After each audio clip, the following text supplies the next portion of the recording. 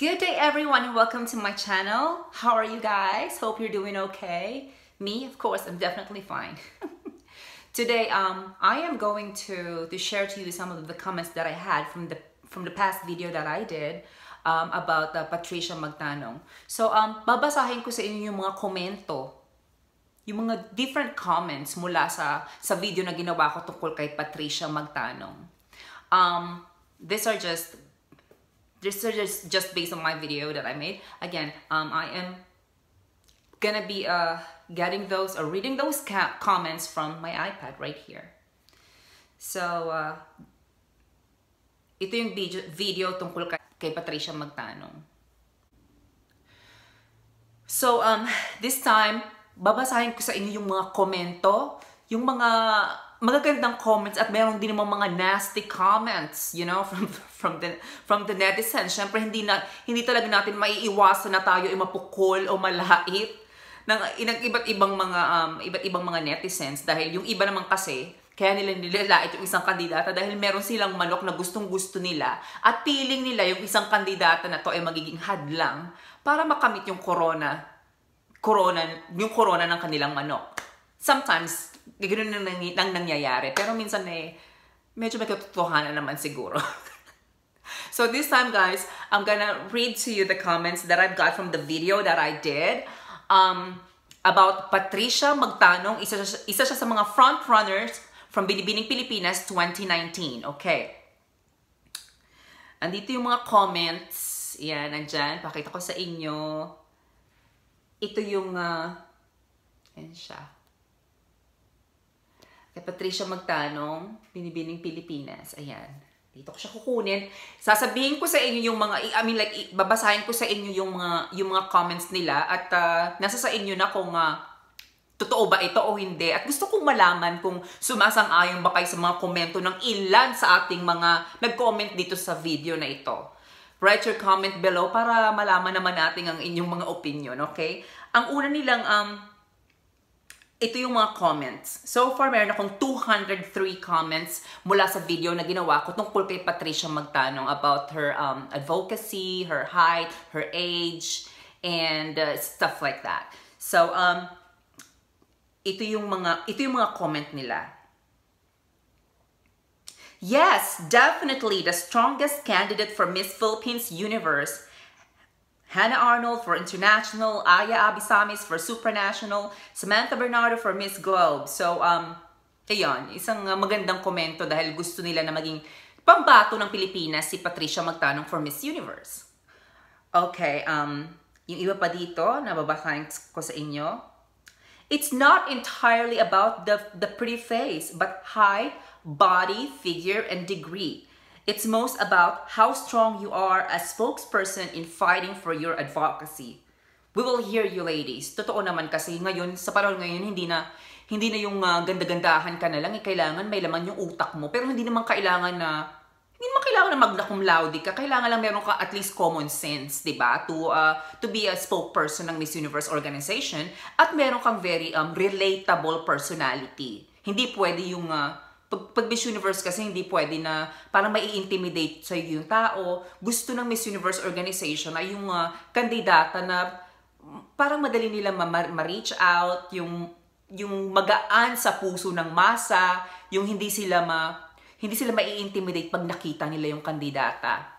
Yun ang perfect na hinahanap ng Miss Universe organization. Okay, ito pa. Meron pa ditong mga comments. Pipiliin ko lang yung mga comments, ha. May nagpapatanong, may jowa po ba siya? Admin, yung tinatanong nila ako kung may jowa daw ba si Patricia Magtanong. Pues, hindi ko siya gaanong kilala at hindi naman kami close ni Patricia. So, hindi ko alam yung ganung depth ng personal life ni Patricia Magtanong. Maybe yung iba sa ating mga subscriber dito ay alam nila talaga yung personal life niya. Kung may jowa ba si Patricia? So, nakakaalam, please just write down your comment below para masagot naman yung katanungan ni ate. Okay? Thank you. Tapos ito pa, isang comment dito ay mula sa isa nating pang nag-comment sa video. Ang sabi niya ay, I just don't know how she would advocate for the rights of corrupt politicians compared to the rights of poor citizens of the Philippines. If the prisoner is politician, their cell would be definitely air conditioned with television and would be provided with cell phone. Whereas if the prisoner is an ordinary citizen, he will be put in a very crowded cell until they die. Your platform is not as easy as you think. You may not win this pageant even though I like you. Yun ang sabi ng isa sa ating mga netizen. Well, kasi nga ang napili ni advocacy ni Patricia Magtanong ay tungkol sa mga rights ng mga prisoners. Which is kind of like medyo magkakaproblema talaga pagdating sa judging ng advocacy kasi masyado siyang hindi pang masa talaga, hindi siya parang pangmalakihan, parang kasi aminin naman natin, karamihan naman talaga sa mga prisoners ay syempre nagkasala talaga sila sa batas, pero meron din naman mangilan-ngilan talaga na wala naman talaga silang sala. Yun ang may mangilan-ngilan. Pero mahirap ma-determine kung sino sa mga yon. So, yun ang parang ina-advocate ni Patricia Magtanong. I salute her for doing that actually kasi hindi siya natakot na parang maiba yung advocacy niya. Parang yun kasi yun ang nakita niya na kailangan tulungan, para silang nasa shadow eh. So para kay Patricia parang yun ang gusto niyang tulungan at that's brave of her for doing that. So sa inyo guys, do you agree sa sinabi ng isa sa mga nag-comment dito na medyo magkakaproblema nga? Well, I think medyo siguro magkakaproblema kasi hindi siya talaga yung, alam niyo naman, syempre when it comes to usapang prisoner, parang syempre hindi naman siya gaanong positive. So para sa inyo, tingin niyo ba ay tama siya or ano sa tingin niyo ang maganda ba talaga yung advocacy ni Patricia for you guys? So, let us know. Write your comment below. Okay, ito pa yung iba ditong mga comments. Mula sa aking iPad. Okay? Sabi nila,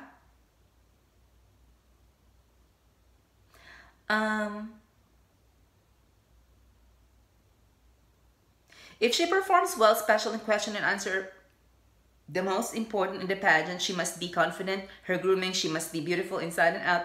Then, she's the one to beat. Okay, maganda rin naman yung sinabi nito. Yun naman talaga ang dapat nating hinahanap, diba? Para i-represent ang Philippines for the Miss Universe. Okay.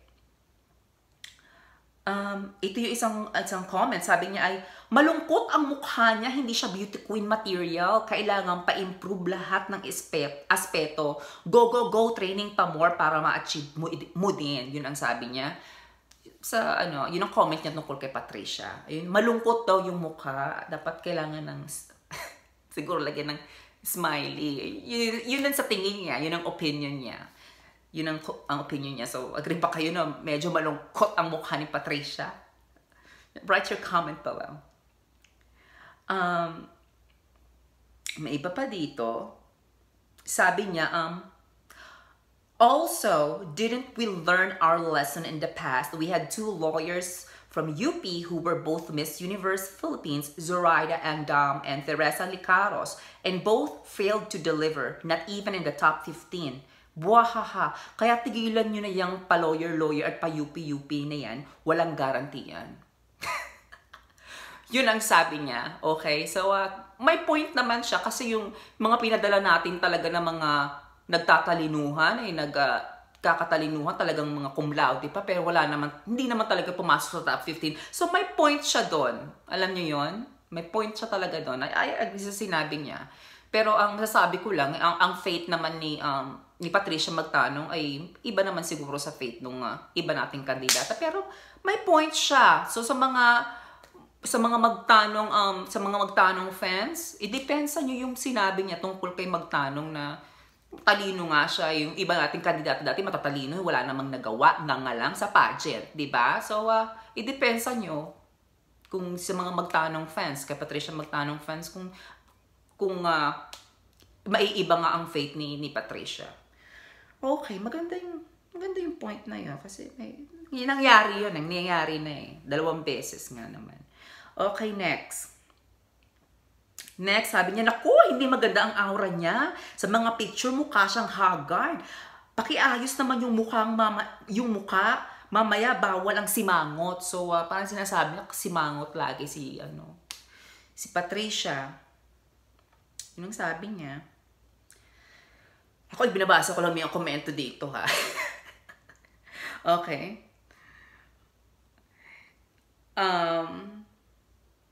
Tingnan pa natin. Pinipili ko kasi.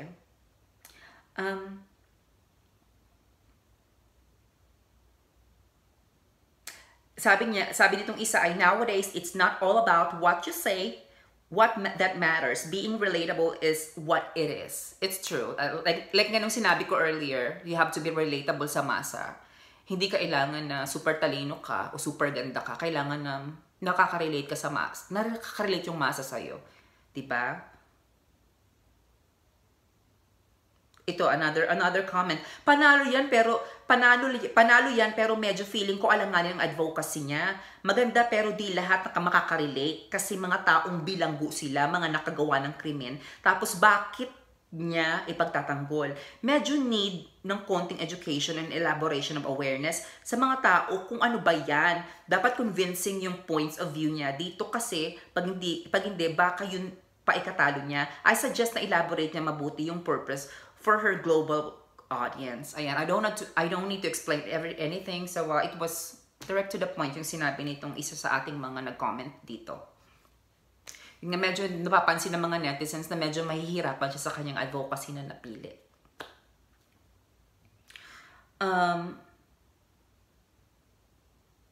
Another comment is that sabi niya, she is pretty when made up and styled, but some makeup with, again, she is pretty when made up and styled with some makeup. She is not as pretty as Hannah Arnold, not to mention not as tall as either. In terms of the communication skill, that remains to be seen and heard. She might just be the next Sirin Sutton or Sandra Lemonon. Hehehe. Hehehe. Remember, both girls were stunning, beauty-wise, but we all know the rest of it was history. There you go. Isa na naman sa mga comment. What can you say about that? Write your comment down below, okay? Meron na shock dito, sabi niya, never knew she was from Bataan. Yes, she's from Bataan. So, naalala ko, maraming mga taga-Bataan na sumasali sa Binibining Philippines. Si Janine Tugonon is from Bataan. Meron din last year Alam ko, yung 2 beses pa nga siya sumali, but I kind of forgot her name. Taga-Bataan din siya. So, maraming magaganda rin sa Bataan, no?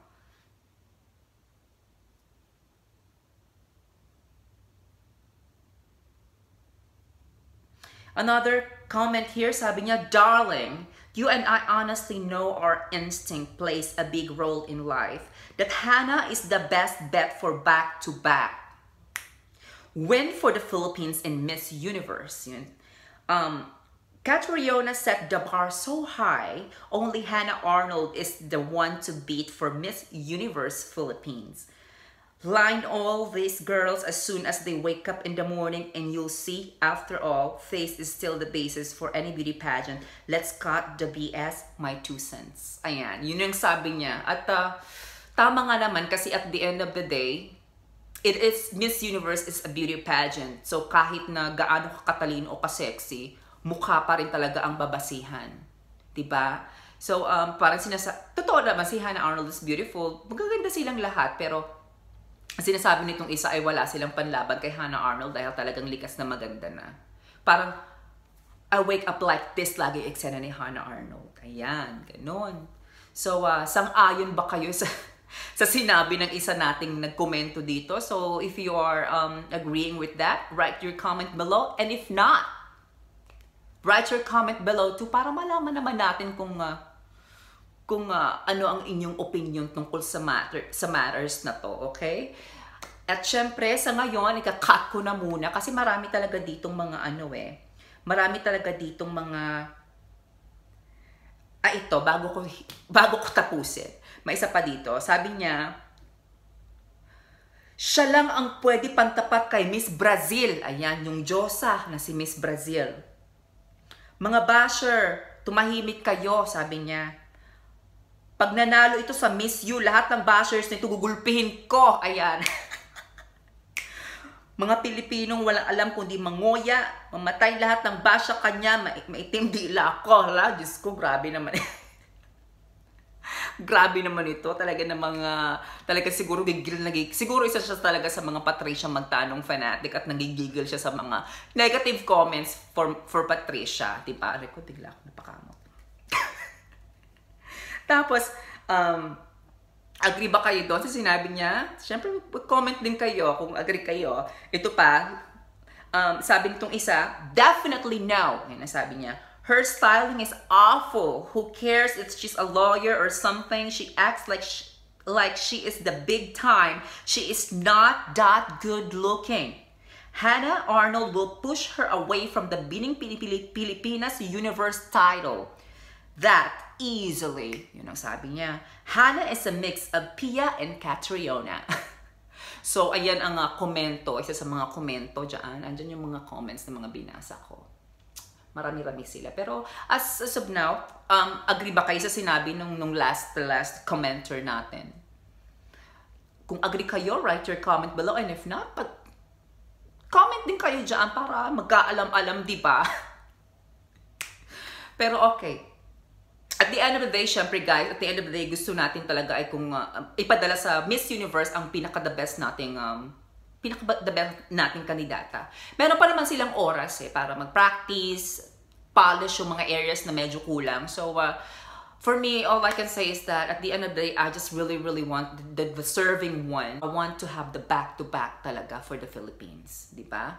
So, sa inyo guys na hindi pa nagsusubscribe sa aking channel, don't forget to subscribe. Click the word subscribe. And also, don't forget to click the notification bell para pag meron akong bagong videos, ino-notify kayo, di ba? Para ma-update kayo sa mga bagong videos ko.